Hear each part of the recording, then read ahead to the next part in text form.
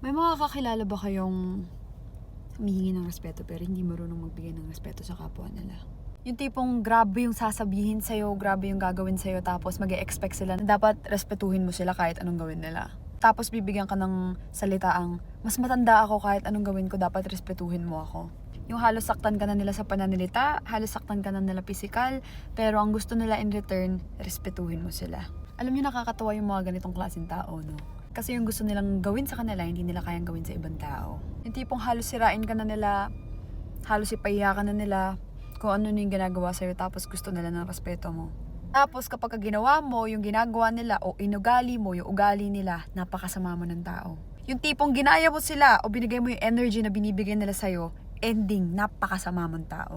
Ending, wala kang modo, wala kang respeto, wala kang kwentang tao, bastos ka. Lahat na ng masasakit na salita na tanggap mo. Yung humihingi sila ng respeto sa'yo pero